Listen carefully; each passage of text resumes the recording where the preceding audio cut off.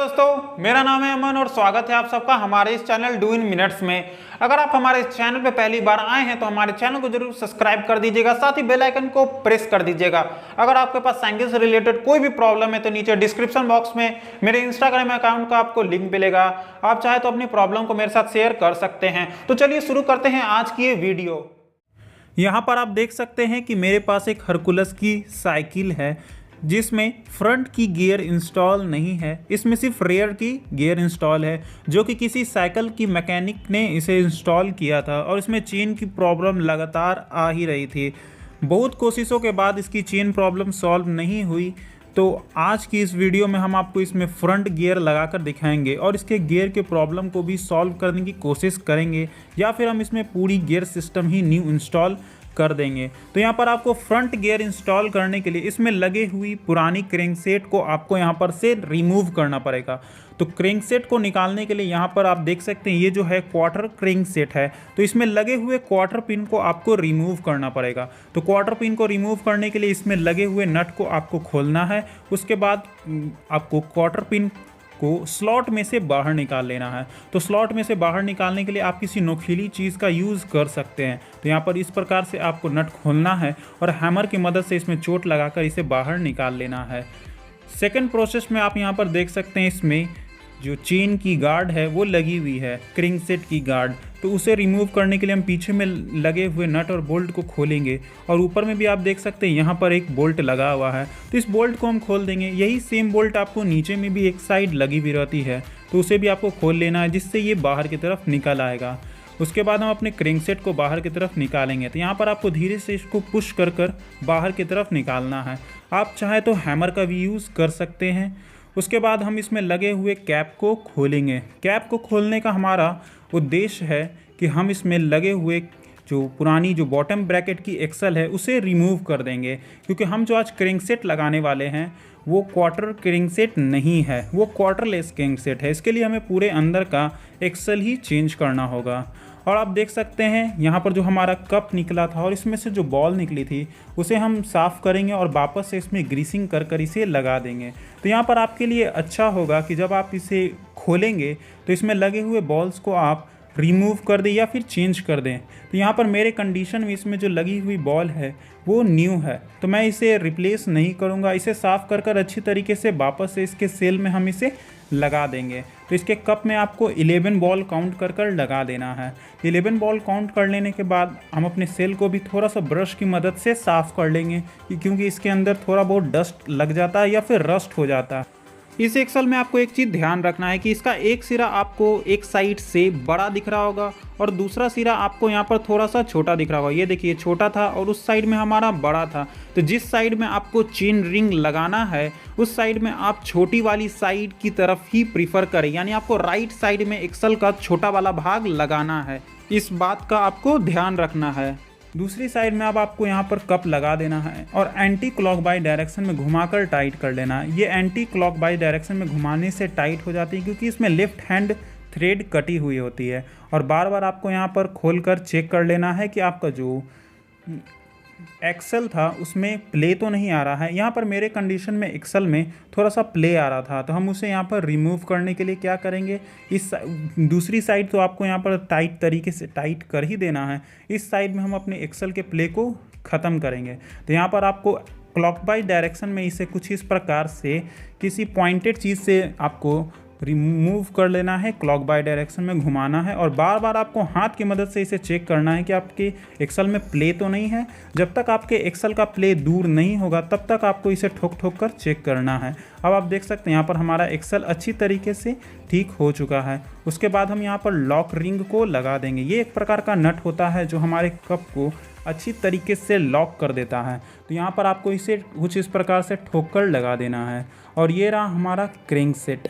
ये है हमारा left crank arm. Left crank arm आप देखे होंगे साइड से ये थोड़ा सा टूट गया है, तो हम इसे कुछ इस प्रकार से सॉकेट वाली रिंच की मदद से ठोक देंगे।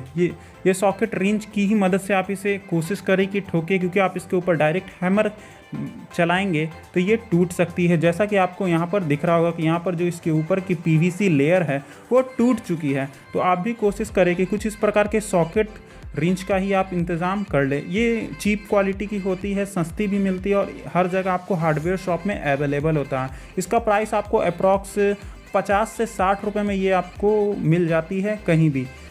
और ये रहा हमारा राइट साइड का चेन रिंग। इस चेन रिंग को हम लगाएंगे और वापस से इसमें नट को लगाकर टाइट कर देंगे। तो आप यहाँ पर देख रहे हैं मैं इसे किसी प्रकार से इसे ठोक रहा हूँ। तो यहाँ पर आपको क्रिंकसेट लगाते समय आपको ध्यान रखना है कि आप अपने क्रिंकसेट को अच्छी तरीके से ठोक लें, क्योंकि जब तक आप इसे ठोकेंगे नहीं, फ्यूचर में जब आप पेंडलिंग करेंगे तो यहाँ पर लूज़ हो सकता है इसका नट।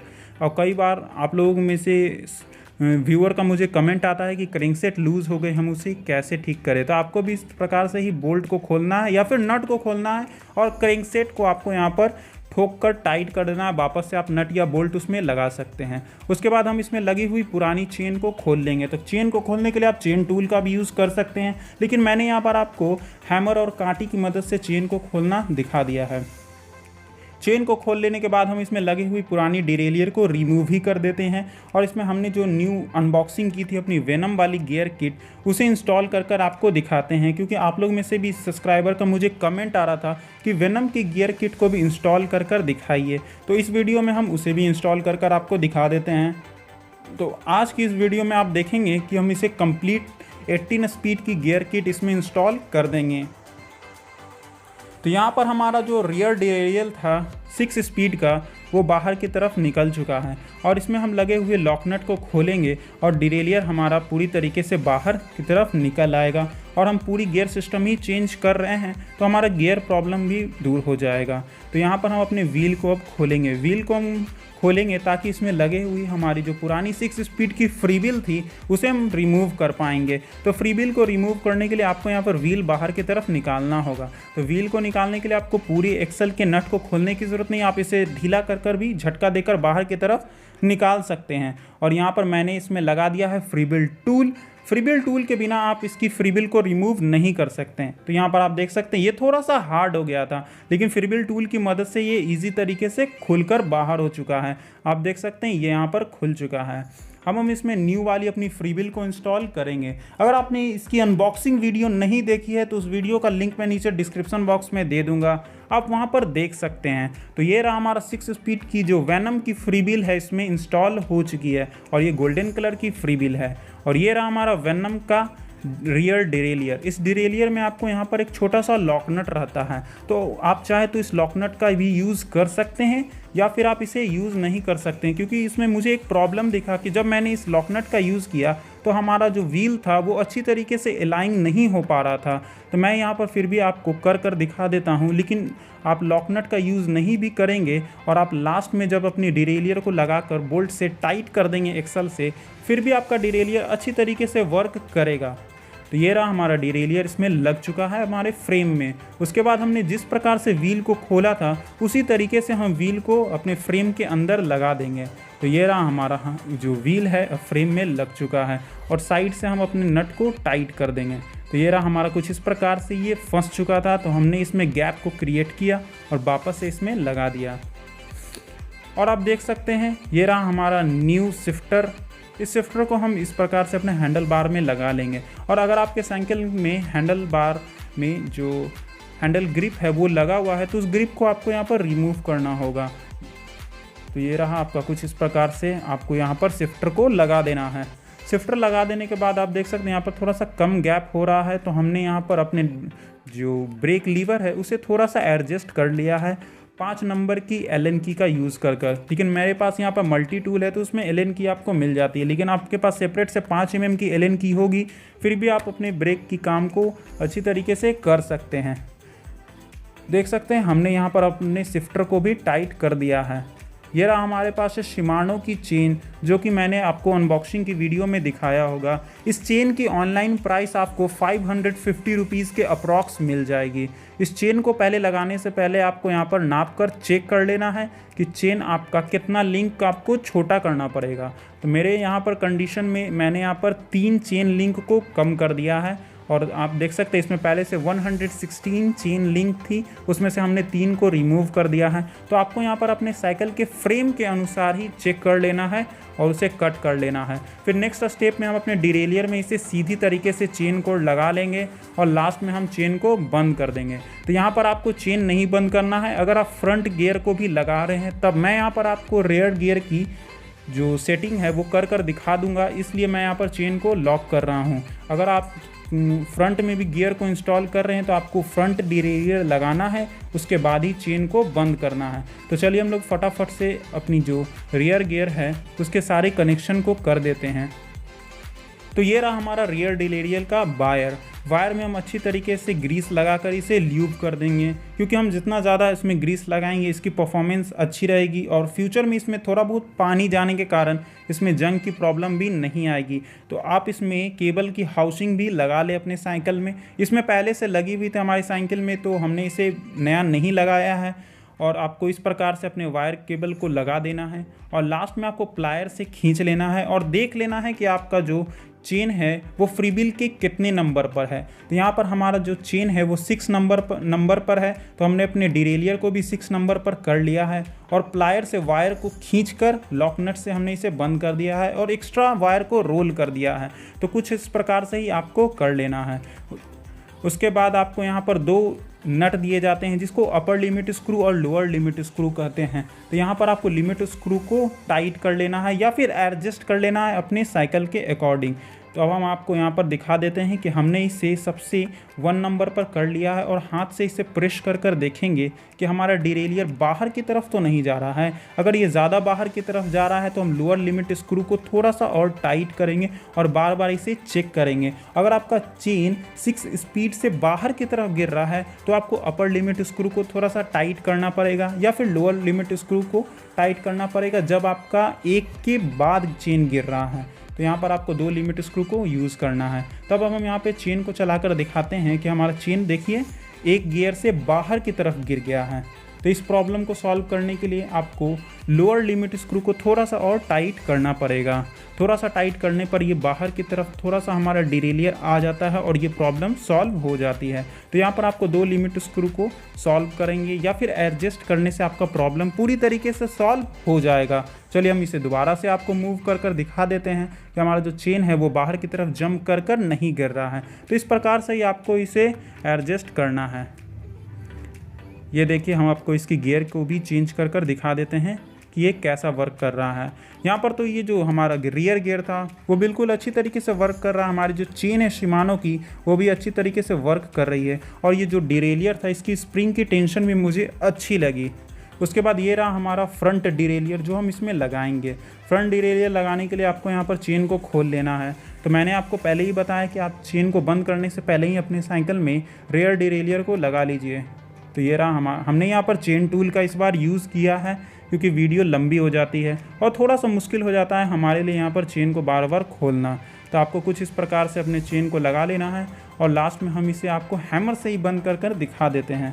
तो आपको एक बार जब आप श्योर हो जाएं कि आपने इसे सही तरीके से चेन में लगा लिया है तो चेन को आप वापस से इसमें लगाएं और आप चाहे तो प्लायर से भी इसे दबा सकते हैं। मैं यहाँ पर इसमें हैमर से थोड़ा सा इसमें चोट लगा दूंगा जिससे ये अंदर की तरफ स्लॉट में आ जाएगा और लास्ट में आप इसके ऊपर छोटा सा नट रख कर हैमर से मार दीजिए जिससे आपका चेन पूरी तरीके से लॉक हो जाएगा। और आप लॉक करने के बाद चेन को अच्छी तरीके से चेक कर लीजिए कि चेन अच्छी तरीके से लॉक हुआ है या नहीं, या फिर आप प्रेशर इस पर जब पेडलिंग करते हुए लगाएंगे तो चेन बाहर की तरफ वापस से टूट सकती है। उसके बाद हम आपको फ्रंट डिरेलियर की एडजस्टमेंट करना सिखा देते हैं। तो पहले तो आपको फ्रंट डिरेलियर में लगे हुए बोल्ट को लगाना है और टाइट कर लेना है। बोल्ट को आपको टाइट कर लेना है, ज़्यादा नहीं, थोड़ा सा आप मूवमेंट हो सके इस अकॉर्डिंग। उसके बाद आपको देख सकते हैं डिरेलियर का जो ये पार्ट है और जो हमारा क्रेंकसेट का जो टिथ है वो बिल्कुल पैरेलल होना चाहिए, बिल्कुल ऐसा नहीं होना चाहिए या फिर क्रॉस नहीं होना चाहिए। ये जो दोनों है आपस में पैरेलल होना चाहिए, तभी आपका गियर की जो शिफ्टिंग अच्छी तरीके से हो पाएगी। तो यहाँ पर आपको अच्छी तरीके से देखना है और इसे पैरेलल करके ही टाइट करना है। तो आपको यहाँ पर इसे पैरेलल कर लेने के बाद यहाँ पर आप इसे फाइनल टाइट कर सकते हैं। तो आपको यहाँ पर थोड़ा सा टाइम लग सकता है, टाइम दे आप इसमें और इसे पैरेलल कर ही टाइट करें। एक बार जब ये टाइट हो जाएगा उसके बाद हम इसमें अपनी नेक्स्ट प्रोसेस में वायर को लगाकर दिखाएंगे। तो ये कुछ इस प्रकार से यहाँ पर ये मूव होने लगता है।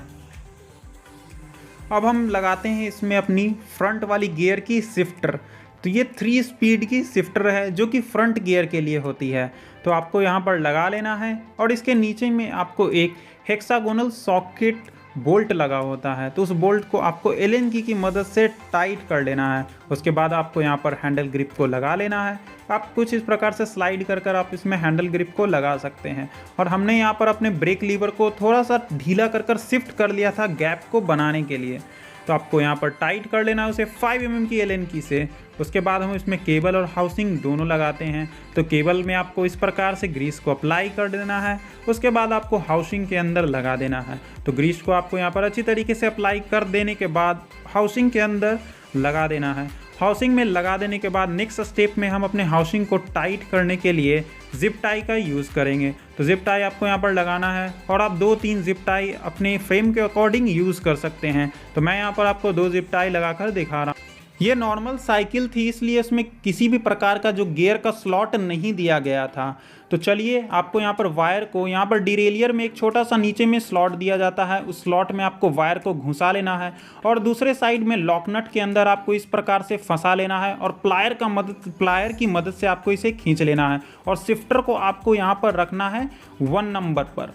1 नंबर पर आप शिफ्टर को रखेंगे और इसे आपको खींच लेना है। उसके बाद आप एक्स्ट्रा वायर को रोल कर सकते हैं या फिर कट कर सकते हैं। उसके बाद आप अपने फ्रंट जो डिरेलियर है उसकी सेटिंग कर लीजिए। उस वीडियो का भी मैं नीचे में लिंक दे दूंगा, आप उसकी सेटिंग को समझ सकते हैं और खुद से कर सकते हैं। तो यहाँ पर जो हमारा डिरेलियर था वो आप देख सकते हैं अच्छी तरीके से वर्क कर रहा है और यहाँ पे शिफ्टिंग की प्रॉब्लम हमने इसमें दूर कर दी है। तो अगर ये वीडियो आपको पसंद आया हो तो वीडियो को जरूर लाइक कीजिएगा और चैनल पे पहली बार आए हैं या फिर आपने अभी तक हमारे चैनल को सब्सक्राइब नहीं किया है तो हमारे चैनल को सब्सक्राइब कर दीजिएगा। और इस प्रोसेस में आपको किसी प्रकार का कोई भी प्रॉब्लम हुआ है तो आप मुझे कमेंट कर कर पूछ सकते हैं या फिर आपको नीचे डिस्क्रिप्शन बॉक्स में मेरे इंस्टाग्राम अकाउंट का लिंक भी मिल जाएगा। आप अपनी प्रॉब्लम को डायरेक्ट मेरे साथ शेयर कर सकते हैं। तो ये आप देख सकते हैं यहाँ पर हैंडल बार आपको कुछ इस प्रकार का दिख रहा होगा और ऑल ओवर हमारा जो साइकिल है वो कुछ इस प्रकार का आपको दिख रहा होगा। तो इसकी जो लुक है पहले से थोड़ी बढ़ गई है और हमारी साइकिल अब अच्छी दिख रही है। उसमें गियर की प्रॉब्लम बिल्कुल ही दूर हो गई। और इस फ्रंट गियर की जो किट प्राइस करेंट है वो है 1740 रुपये। तो चलिए हम लोग मिलते हैं अपनी नेक्स्ट वीडियो में।